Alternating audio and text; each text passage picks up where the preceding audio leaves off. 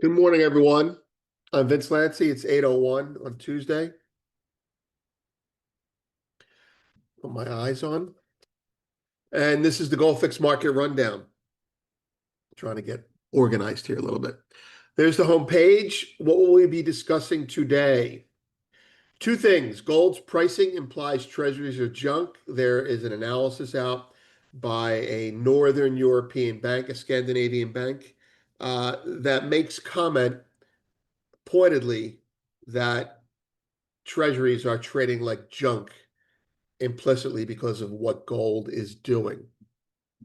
Second, and more current events, uh, we're going to talk about why silver got slammed last night, and it's presently clawing back, but it has been slammed. And those of you who were around for the silver squeeze in 2021, well, get ready for a little PTSD, because what happened last night was a mini version of what's happened in the past to silver when the market rallies. Okay, so before we get started, I want to mention that I had a very nice long conversation with Tom Luongo yesterday, and that discussion will be posted on his um, Gold, Goats, and Guns podcast today, tomorrow, in a day or two. There's also like an almost 45-minute conversation we had before then, which will be locked down for his premium Patreon people and for ours as well. And we talk about everything. Hopefully it's interesting to you. It certainly was interesting and fun for us. Okay, so let's start with the markets. 10-year yields are 441, down 3. The dollar is 99.06, up 35. The S&P 500 is 59.27, down 11. The VIX is 18.52, up a little bit. Gold is 33.58, down 23. Not on its lows, but certainly not on its highs. Silver 34.29, down 45, clawing well off its lows, but obviously still down. Copper 474, down 6, down one and almost one and a third. Oil up 12, natural gas 343, down 5, Bitcoin down 500, platinum palladium mixed, equally mixed. Gold silver stabilizing at 98 now. A little bit of correction there, and grains are all up. You can see that. Okay.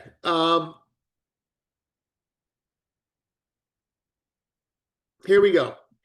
Two topics. The first topic is the analysis by a bank called SEB. I'm not going to do them an injustice by trying to pronounce their name, but SEB is a leading financial services group in Northern Europe, Scandinavian bank. They do a lot of grains. A lot of their client base is corporate and grains on the commodity side, and they're very energy oriented because of the grains. They published an interesting, if aggressive, comment on gold versus treasuries. Here's that analysis broken down with their original comments attached. Well, that's the story there. Sorry, I'm just quoting myself. Bottom line is the bank feels gold buyers at 32.89 are treating treasuries as junk, assets that are only worth holding if nominal yields rise north of 10.2%. Really aggressive. Um, but certainly not a random way to coordinate gold versus bonds. There's the post itself we just sent out. The broader implication is that the traditional roles of gold and treasuries in the global monetary system are reversing. That's not new to you if you're a gold fix reader since 2022. However, it is new to see banks start talking about it this way. Where treasuries once offered safety and liquidity, they now carry conditions. Where once gold offered no yield, it now offers freedom from political intervention. Now, that story continues there. We have the breakdown. We have our breakdown of their analysis, and we also have their original commentary at bottom. That's part of a bigger report, a monthly commodity analysis. The only caveat, I mean, we agree with everything they're saying there. We can't say that 10.2% is the real nominal yield, that the nominal yield that has to make gold stop rallying. But everything they say is pretty sound.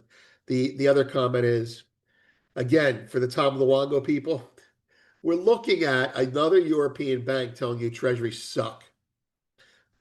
Fortunately for us, they're saying gold is great, but another European bank is saying treasuries suck. Now, normally,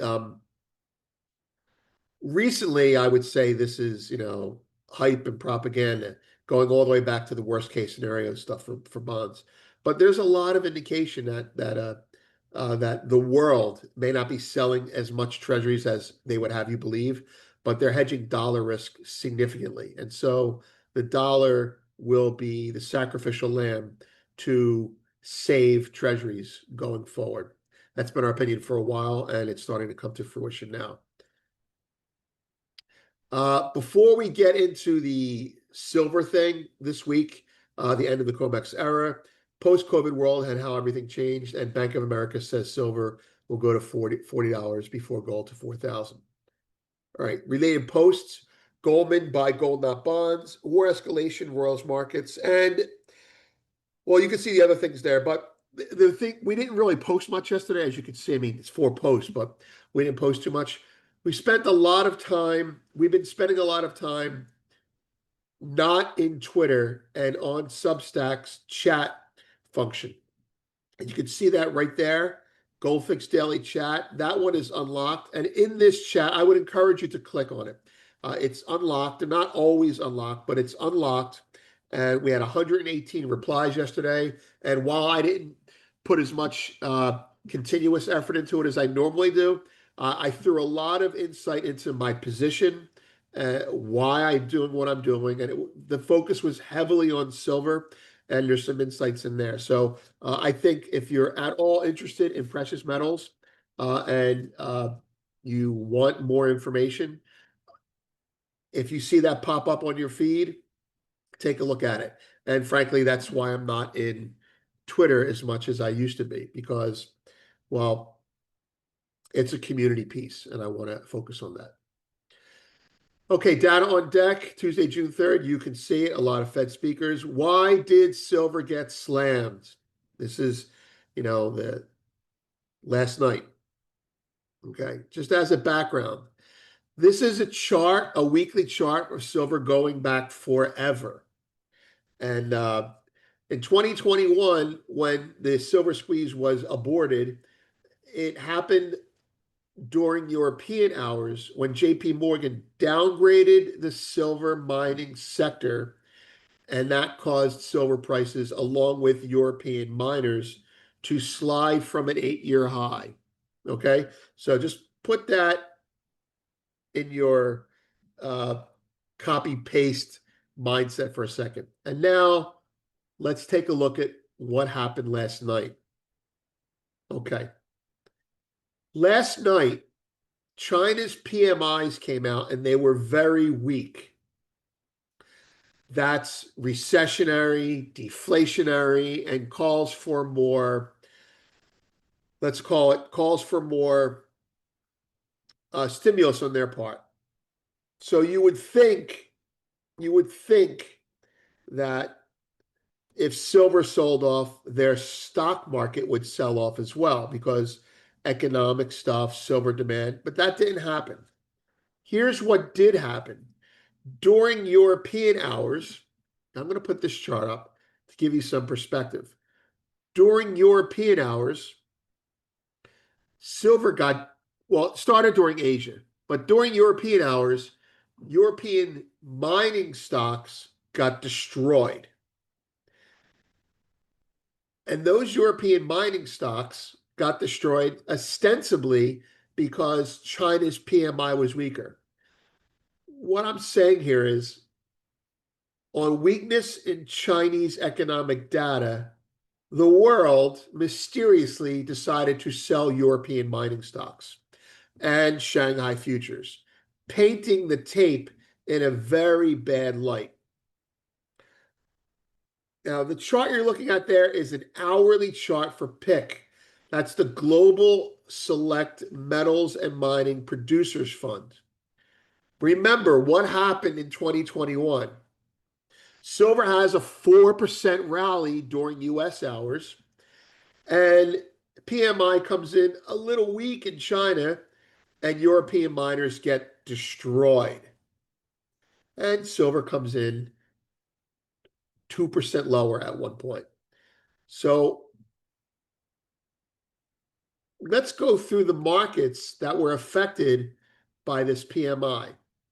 Here's an hourly chart for this ETF. It closed at 37.15 after gapping higher yesterday.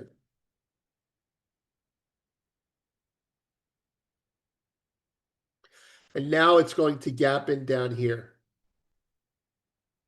So global mining stocks got slammed last night. Let's go company by company. Here's Vail. Vail, hourly chart, gapped higher and finished strong. Today, it's called down 5%. Okay? Next, Rio. Rio's been open all night. This is Rio yesterday,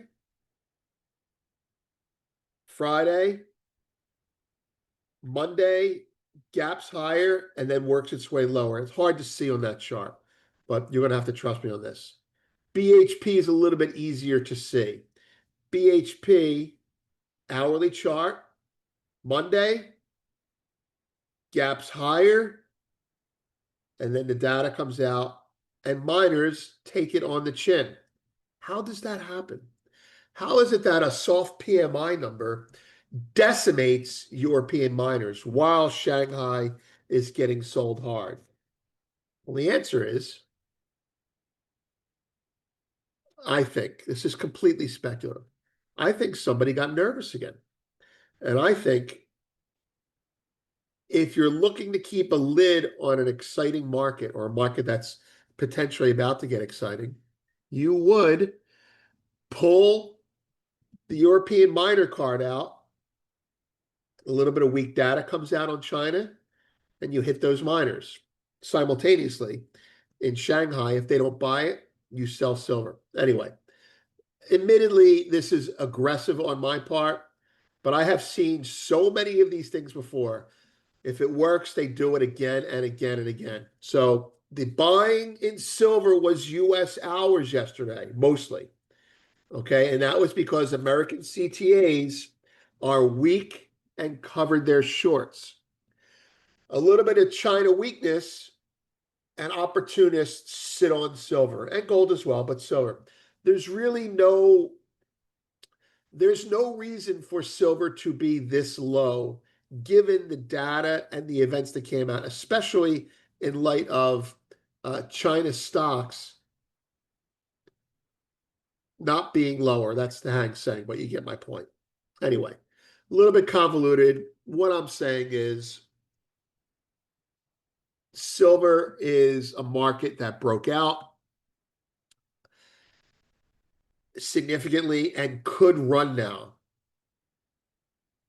If you're short and you want to cover shorts, or you want to keep things calm, you do what happened yesterday. Yesterday meaning last night for American traders. Anyway, uh, I mean that's what's going on, right? Whether you want to call it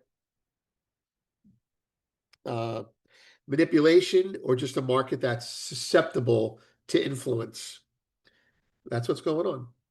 All right. That's all for today. I'm Vince. Have a great day, everyone.